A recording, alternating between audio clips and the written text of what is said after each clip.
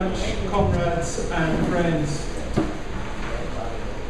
ladies and gentlemen, I want to begin by congratulating Desmond. This is the first I've heard him in court, but I have never heard Desmond speak in a public setting this way. And I want to begin. Forgive me if I say personally, Desmond, that I thought you did an excellent job. I want to thank the committee for inviting me to be here. I think that we are doing a good thing by way of a public education forum, and it is to that that I wish us to return. When we think through what happened this evening, we would not have been in a position to come here and hear a former Commerce Minister, who also scored exceptionally well, to hear Clyde Maskell, to hear Desmond, on an issue as fundamental as the cost of living, if the Democratic Labour Party had lived up to the pledge that job number 1, number 2, and number 3 was the cost of living in Barbados. That we are here in 2011 in March, making a case for the better management of this country's cost of living is testimony to the fact that the Democratic Labour Party has failed job number 1, 2, and 3. Now, we have, I think, not only just to be critical, but we got to spend a little bit of time making you understand. Because Clyde made a very important point. It's a point that I, myself, have been trying to share since back in St. John. This year is the year that will break the back of this government. I have no doubt whatsoever that the government will not live up to any test of improving its performance.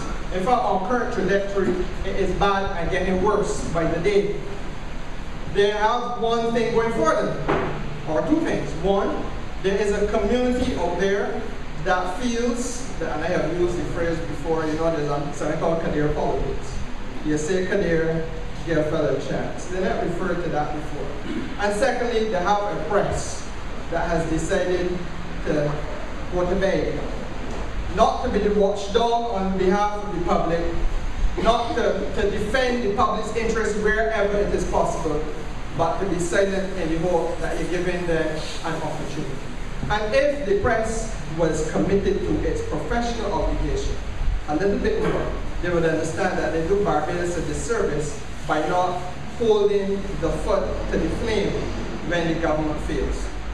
Now I feel that one of the things we have to do during this year is to help you all to understand when you're calling on calling programs, which I hope more of you will do this year, when you walk about on campus, which all of us have to do more of this year, when we interact with all and sundry in the name of the Barbados Labour Party and in the name of a future government, we have to be armed with a full understanding. What passed for an explanation on the cost of living last week, before last by Hazel Ben, was a disaster. Let me say that to you now. And it is important for you all to understand clearly what we did when we were in government. Now one of the things, and Lynette may have been too modest to say it, but I will say it for her. I sat next to her in cabinet. A Thursday in cabinet, when Arthur came in, blue vets. He gonna call the Prime Minister of Jamaica, gonna call the President Grenada. He cannot understand why it is that nobody except in Barbados is taking on this cost of living. We were compelled to do a little bit, talking through the issue in cabinet, we had to do a little bit of soul searching. What could we do better?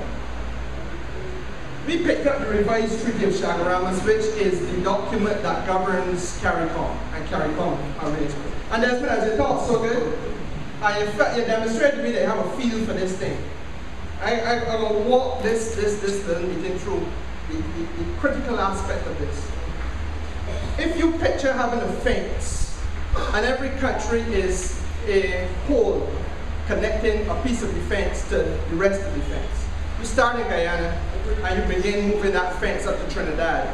You bring it through Barbados, you carry it through the Eastern Caribbean, St. Vincent, St. Lucia, Grenada, Dominica, and so on. And the fence is running its way right up the region all the way up to Jamaica, and indeed Haiti and the Bahamas. And that effectively is what CARICOM is in an economic sense. Behind that fence on our side is our marketplace. On the other side of the fence is the external world. And we have a tariff or a tax, which is the tax against goods coming in, passing through our border, coming into our side of the fence. That makes sense? It is not a difficult thing to understand if you. And what we recognized was that the law, the revised treaty, the law that governs all that we do, makes a provision for the external tariff to be varied, so that the cost of things coming into the region can be varied on 3 counts. 1, whether it is produced in the region. 2, whether it is produced in a satisfactory quantity to meet the regional demand. And 3, whether it is produced with a satisfactory quality to meet the regional standard. But we said in that cabinet meeting, that can't be enough. It was as though it was a sudden understanding of a weakness that was under our nose all along. Just like how, right here under our nose, and I write this, but I come in here and I saw it. You see the thing of meat, fruits, vegetables. And you say to yourself, one of the issues that should be looked at is not only whether it's produced or whether it's of the right quantity and quality, but the cost. And so we held a meeting. We convened when Arthur did call, and he did call. He called for a meeting of all the regional heads of state and government, which was convened in December of 2007. And we said, look, we want to make sure that we review and revisit this whole thing. Let us identify a basket of goods which are going to carry significant weight on the consumer price index, which are required because of their value in terms of protein. So you're looking at the meat, the fruit, so you get your vitamin C and so on, the vegetables. And you want to identify things as well, like personal hygiene items, razor blades and that kind of thing, infant formula. Those things which are fundamental to our standard of living, but which we can then put into a basket and help the rest of the society get easier access to by way of removing some of the duties that come in. We did that. And in January 2008, we lost the government, but we can't complain, that was the people speaking. But that clown who you see there on the wall, he became our prime minister. And his first order of business was to go to the Bahamas and follow through with all the rest of the prime ministers the end result of this basket of goods that we had identified. Do you know, and I want to say very frankly, do you know St. Kitts, who didn't come up with the idea, who didn't have a commerce minister like Lynette Eastman, they benefited from an improved basket of goods which came in with reduced taxes and some substantially reduced. If you're going to Peter Chase place today, or the place he works for, strawberries are going to cost you somewhere in the vicinity of $24 per little box. I like it. 21.99 cents, about alright. But the reality is that if you were to reduce the tariff, you would probably find you could access those strawberries for $16 or $15. And that's the type of approach that was taken in St. Kitts. That's the type of approach that was taken in Guyana. It was done in Trinidad and Tobago with a stronger manufacturing base than we have. That clown there on the wall did nothing in Barbados.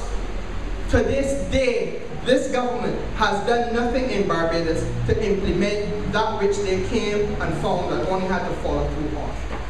And we just had a heads of government meeting 2 weeks ago, to which Friend Stewart attended. And he went up there and he talked about security. And he went up there and he talked about, he has a fixation with security, you know. He went up there and he talked about the welfare of Haiti. All right, fine and dandy.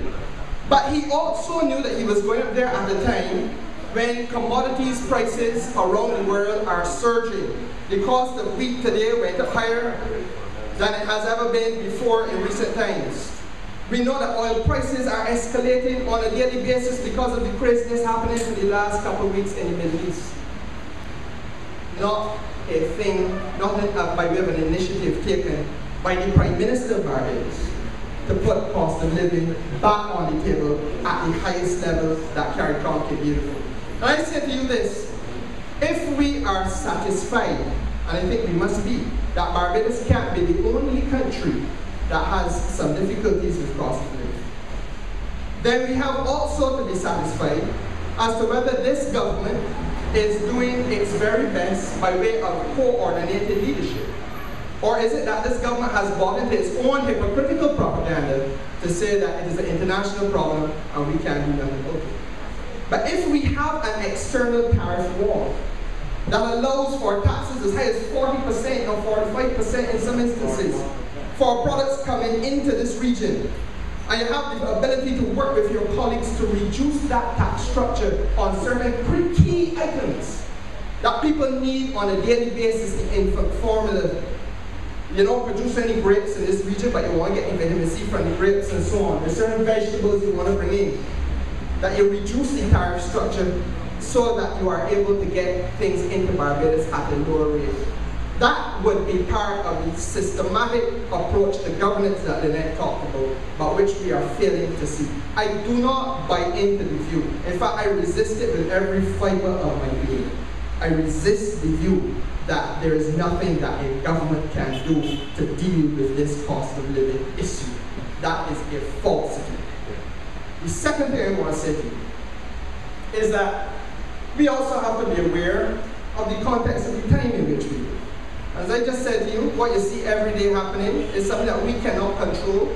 The fact that a gentleman in Libya who has been a dictator for 40 years said that he would prefer to bathe Libya in blood rather than step down means only one thing for us, that oil prices going up higher and then higher.